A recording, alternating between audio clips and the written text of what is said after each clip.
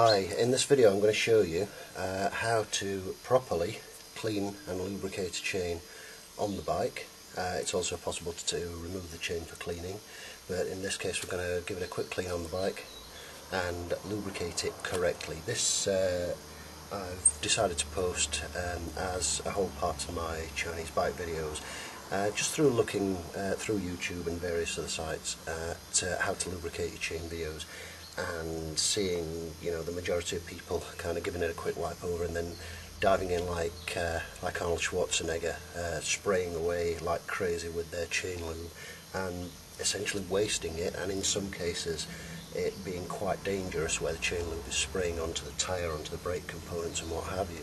So for this you'll need some means of raising the rear wheel off the ground, ideally. Something like a rear paddock stand like I have here. Failing that, a centre stand if you have one on the bike. If you don't have that, then rather than risk trying to use a jack and blocks of wood and what have you, which can be done a little bit tricky, I wouldn't recommend it. Just make sure you've got a long enough space, or that you have an able-bodied helper to lift the back end while you rotate the wheel so that you can get to each link in the chain. Now, before you lubricate the chain, you should have gone on a run and gotten the chain warm, if possible. If it isn't possible, if for example you've had it off, you've cleaned it and it's just been left hanging to dry and then you fitted it, then any lube cold is better than none at all. So lube it cold, but preferably hot. Ideally as well, you'd need to adjust the chain. This one's actually needing adjustment, but just for the purposes of this video I'm just going to quickly show you the lubrication and cleaning method. Now, I find it's easy to start with a reference point on this chain. We'll rotate the wheel around, you'll see a split link. This is a traditional non-O-ring split link chain, and the split link is as good a reference point as any. Now, get yourself an old bit of rag, in this case just an old bit of a t-shirt that I tend to cut up when they're no good anymore. Give it a really good soaking in WD-40. Now, you can get proprietary cleaners for chains, and these are fine. WD-40 works just as well with the majority of them, so you know, don't feel like you have to go out and buy something specifically. To give it a quick clean on the bike, you basically give it a good soaking in WD-40, wrap the rag around it and give it a good scrub. And what this should do is remove all the crud from the side plates, as you can see there. Quite a bit on there. The reason for this on this particular chain is because it's been baked in a bath of chain grease.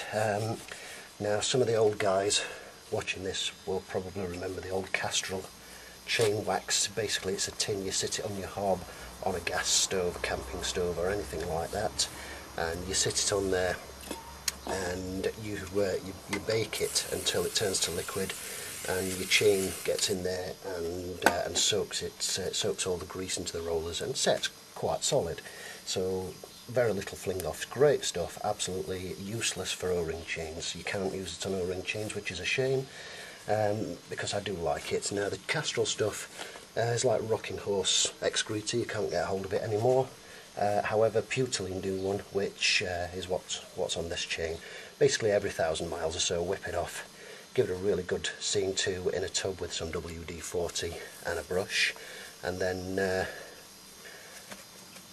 reboil it in the chain lube, hang it to set and refit it to the bike, and you're good again. Just every now and again give it a quick lubing to keep it good. Failing this, the lube method I'm showing you here is fine for any O-ring chain. Just make sure that you get a chain lubricant that says it's safe for use on O-ring chains. So I'm not going to go right the way around the chain, obviously. I'm sure you've got better things to do than watch me cleaning the chain for half an hour, but you get the idea. Soak the rag in WD-40, give it a really good clean, spin it around a few times and just leave it a few minutes just for the solvents in the WD-40 to evaporate. Once we've done that, we'll get back to our reference point, the split link down here. Another point, if you have access to gloves, latex gloves, throwaway things. I mean, most people, you can get them from garages and such now. I tend to just order them from my parts suppliers. Great things, keep your hands clean, keep the crud off. Failing that, set of marigolds. Local supermarket, cracking stuff. Now, I used to use Castrol chain wax. They've recently changed the formula, however, so it's more of a sticky gunky mess than a wax as it used to be. And so I'm now trying this high performance dry chain lube.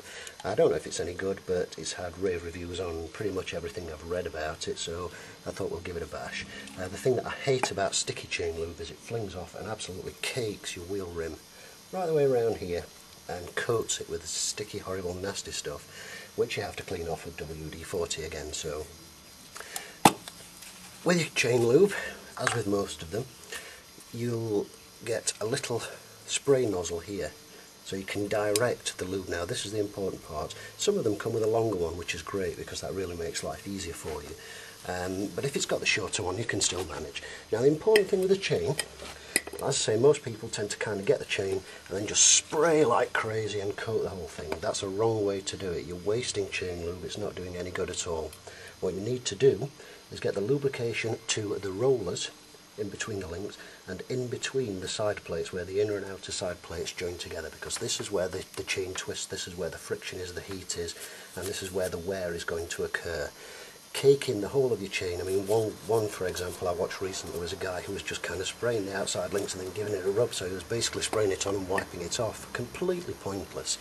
Another one where a guy was just spraying like crazy all over his tyres. Crazy stuff.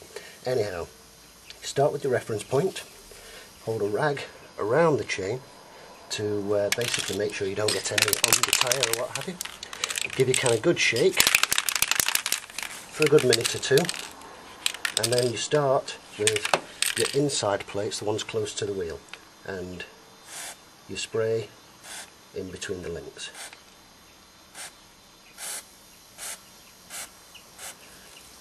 Then you rotate the wheel around. You'll be able to see where you've sprayed, and you just keep going. And right the way around, right the way around, right the way around, until you've gotten all the way full circle back to your reference point. When you're back to your reference point, you do exactly the same on the outside of the chain, the one where the split link is. Again, spraying in between the links. This allows the lubrication with the solvents to roll through the side plates down to your rollers and actually lubricates your rollers and your side plates as it should do. It means you get very little on the outside of the chain, which means you're going to get very little fling off from the outside of the chain. That's great, that's exactly what you want.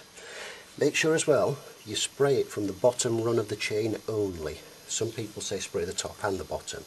It won't hurt it, but there's no point. Spray it from the bottom run. The solvent keeps it runny for long enough to allow it to flow through, get onto the rollers and everything else before the solvent evaporates and the actual lubrication remains there. Now what happens then is when your chain gets warm and it's spinning, the centrifugal force will warm the lubricant and force it outwards. Now if you've sprayed the outside of your chain, that's just more to fling off onto your wheel. Completely pointless, just going to make a mess. So inside of the chain only, give it a good clean and a wipe over with a WD-40 soaked rag. WD-40, contrary to popular belief, is fine to use to clean O-ring chains, by the way. If you are in any doubt, if you're not at all sure, you don't want to risk it, then get a proprietary cleaner. Worth, for example.